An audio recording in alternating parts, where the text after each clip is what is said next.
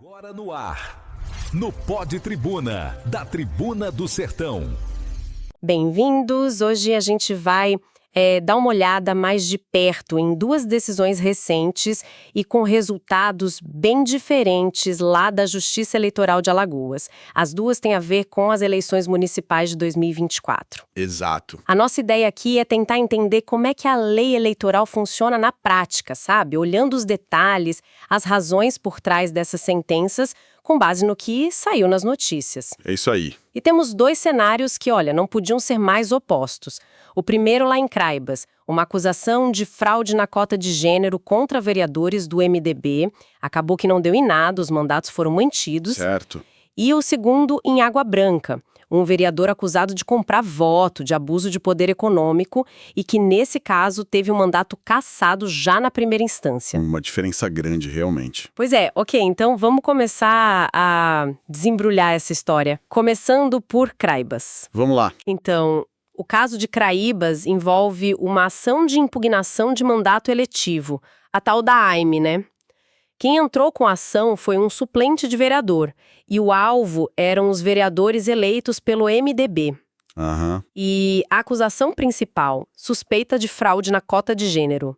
O foco era uma candidatura específica, a de Maria José Souza Silva, a Nenê da Toca. Certo, a suspeita de candidatura laranja. Exatamente. A alegação era essa, que ela foi lançada só para cumprir a regra dos 30%, sabe? E os argumentos do autor da ação, assim, pareciam fortes. Votação muito baixa, só 9 votos. 9 votos é bem pouco. E uma movimentação financeira declarada que era quase nada. Isso levanta suspeita, né? Com certeza levanta. É natural ficar com um pé atrás nesses casos. Mas é importante entender o porquê da cota de gênero existir, né? Sim. A lei exige esse percentual mínimo de mulheres, ou homens, se fosse o caso, justamente para tentar aumentar a participação na política, combater aquela subrepresentação histórica. Claro. Só que a Justiça Eleitoral tem batido na tecla. Não adianta só botar um nome no papel. A candidatura tem que ser para valer, tem que ter intenção de competir. Por isso que essas acusações de candidatura fictícia, só para cumprir tabela, são comuns. A dificuldade é provar a intenção de fraudar. E parece que essa prova foi mesmo o X da questão lá em Craibas. Porque apesar da desconfiança inicial, dos 9 votos, da pouca grana, a decisão da 31ª Zona Eleitoral, do juiz Danilo Vital de Oliveira, foi: bom, surpreendeu alguns, a IME improcedente. Exato. Ou seja, a acusação não colou e os vereadores do MDB continuaram nos cargos. A leitura foi simulada. Ele pegou as alegações do suplente e comparou com as provas do processo. E o que apareceu? Olha, apareceu que a candidata Nenê da Toca, na verdade, teve sim atividade de campanha. Tinha registro dela participando de evento, ela manteve perfil ativo em rede social, divulgando propostas, sabe? Fez material gráfico tipo santinho. Ah, então ela se movimentou. Se movimentou. E tinha até jingle de campanha. São sinais de uma campanha real, mesmo que tenha sido modesta, né? Mas e os 9 votos? Isso não pesa muito contra? Não indica que ninguém levou a sério, talvez nem ela mesma? É uma pergunta muito pertinente, mas o juiz trouxe um ponto interessante aí. Ele argumentou que em cidades pequenas, como Craibas, a dinâmica da eleição é diferente. Candidaturas que são totalmente legítimas podem sim ter votação muito baixa. Às vezes falta dinheiro, às vezes a pessoa não consegue penetrar no eleitorado ou a campanha simplesmente não pega. Entendi. Então, a votação baixa, sozinha, não foi vista como prova definitiva de fraude. É um indício, mas precisaria de mais coisa para confirmar a simulação e, segundo o juiz, essa mais coisa não apareceu. Entendi. Faltaram outras provas para conectar os pontos. E tem mais um detalhe importante no processo, né? Algo sobre um vídeo. Sim, e esse ponto foi decisivo. O autor da ação apresentou um vídeo que seria a prova da fraude, só que essa prova foi completamente descartada pelo juiz. Por quê? Porque foi considerada prova ilícita.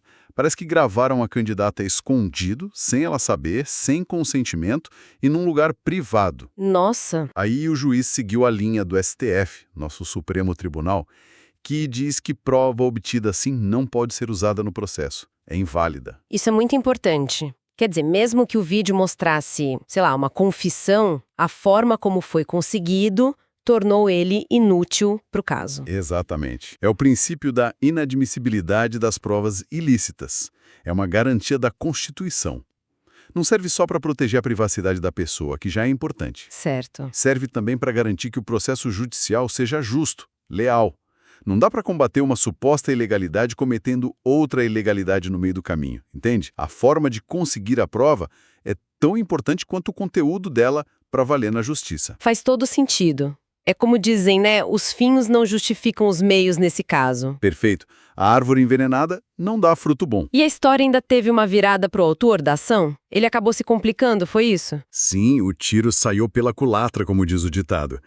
Além de perder a ação, ele foi condenado por litigância de má-fé. O que é isso exatamente? Basicamente, é quando a justiça entende que a pessoa usou o processo de forma desleal, abusivo, tentou prejudicar o outro lado sem ter base real, ou usou a ação para outros fins. Entendi. A condenação veio com multa de 2 salários mínimos. E não parou aí. O juiz mandou um ofício para a Polícia Federal investigar uma denúncia bem séria. Qual? A de que o próprio autor da ação teria tentado oferecer dinheiro para a candidata Nenê da Toca. Pra quê? Para ela mentir. Para ela dizer que a candidatura dela era falsa mesmo. Meu Deus, que confusão.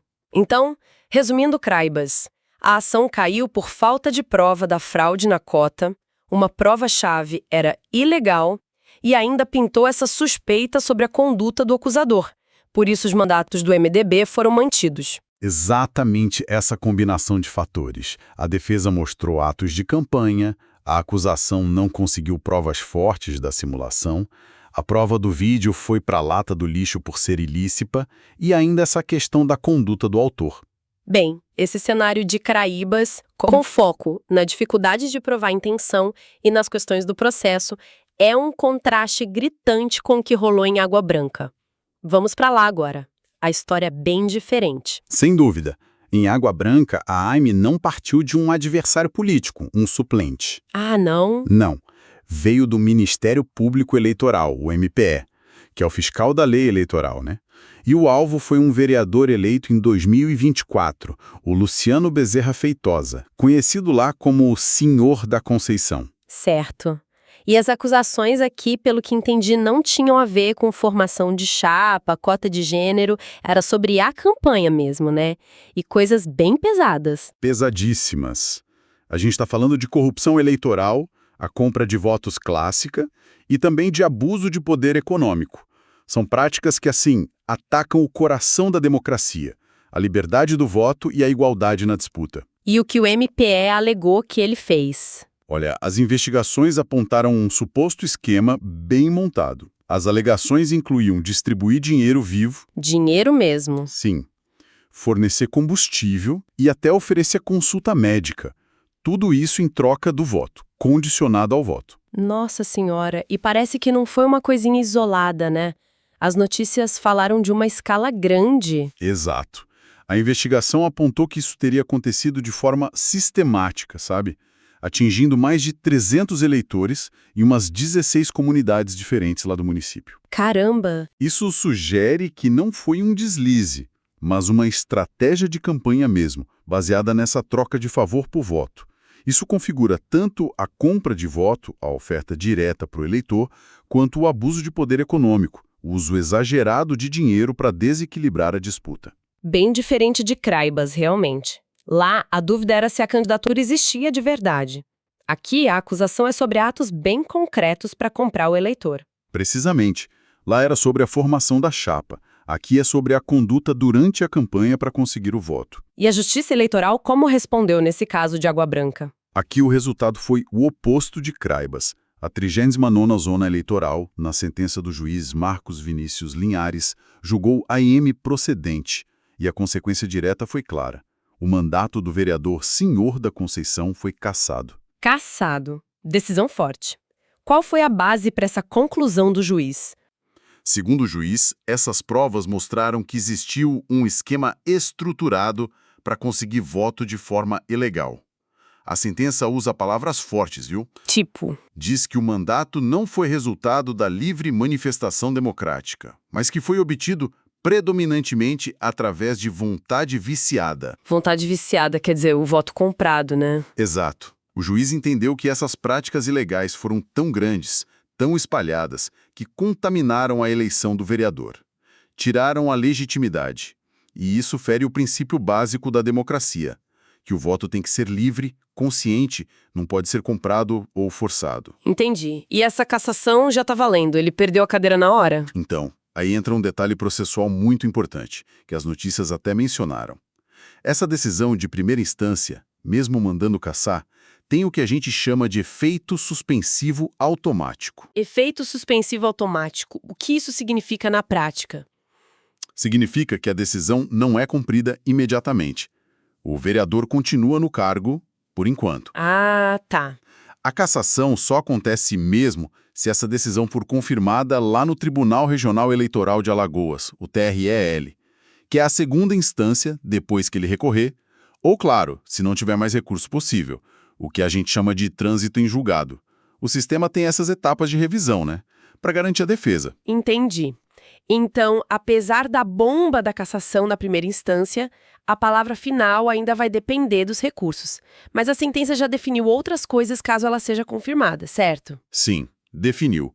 Além de cassar o diploma, o juiz mandou anular todos os votos que o vereador recebeu. Anular os votos? Todos, eles. E isso puxa uma terceira consequência importante. Tem que refazer as contas dos quocientes eleitoral e partidário. Explica isso melhor. De forma simples, a distribuição das vagas na Câmara depende da votação total dos partidos e dos candidatos. Se os votos de um vereador que foi eleito são anulados, essa conta toda muda. Ah, Pode ser que outro candidato, talvez de outro partido, acabe ganhando a vaga que era dele. Ou seja, anular os votos pode mudar a composição da Câmara Municipal. entendi. Tem um efeito cascata. Exato. Ok, então, para a gente amarrar isso tudo, 2 casos em Alagoas, resultados bem diferentes na primeira instância. Em Craibas, acusação de fraude na cota de gênero não provada, problema com prova ilícita, resultado, mandatos mantidos. Isso.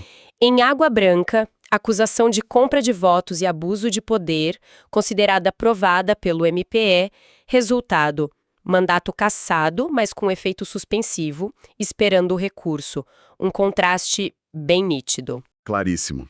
E esse contraste ensina muito sobre como a justiça eleitoral funciona na vida real, né? Com certeza. A gente vê, por exemplo, a diferença que é provar uma intenção, tipo a intenção de simular uma candidatura lá em Craibas, e provar atos concretos como distribuir dinheiro ou combustível em Água Branca. É mais difícil provar o que a pessoa estava pensando, né? Muito mais difícil. Depende de juntar vários indícios, de convencer o juiz daquela intenção. Provar atos concretos pode ser mais direto se você tem testemunha, documento, vídeo válido, essas coisas. Faz sentido. A natureza da acusação muda tudo em termos de prova. Além disso, os casos mostram como as regras do jogo, as regras processuais, são importantes. A história da prova ilícita em Craibas decidiu o caso. Verdade. E o efeito suspensivo em Água Branca mostra que o processo tem etapas, tem direito de defesa e que uma decisão de primeira instância não é o fim da linha. Sim. E por que isso importa para quem nos ouve? Porque são exemplos reais de como aquelas regras que a gente lê por aí, cota de gênero, combate à corrupção eleitoral, são aplicadas. Ou não são, dependendo das provas. Lá nos tribunais, mostra o desafio que é garantir eleição limpa na prática, em cada cidadezinha. Fica bem claro que aplicar a lei eleitoral é complicado, né? Depende muito das provas de cada caso, das garantias do processo. As decisões podem até parecer contraditórias, mas quando a gente olha de perto, vê que as situações e as acusações eram bem diferentes. Perfeitamente. Bom, fechamos então essa análise dos casos de Craíbas e Água Branca. Deram uma boa janela para a gente ver a Justiça Eleitoral de Alagoas em ação, em cenários bem distintos. Sim. E olhando esses dois exemplos, fica uma reflexão no ar, né? Algo para a gente pensar. Qual seria? Fica muito claro o desafio permanente da justiça eleitoral. De um lado tem a pressão, a necessidade de ser firme para coibir coisa errada, como fraude na cota ou compra de voto, que distorcem tudo e tiram a confiança na democracia. Certo. Mas do outro lado tem a obrigação de garantir o processo justo, o direito de defesa e só condenar se tiver prova forte mesmo, sem dúvida razoável. O equilíbrio delicado. Exatamente. Como é que se acha o ponto certo entre essas duas coisas? Entre combater a fraude e a corrupção sem passar por cima das garantias do processo? Especialmente quando a gente pensa nas realidades tão diferentes e nas paixões políticas tão fortes dos milhares de municípios que a gente tem no Brasil. É um dilema constante. No Pod Tribuna você confere os comentários mais quentes do dia, com bastidores, análises afiadas e o que realmente importa na política, nas ruas e nos corredores do poder.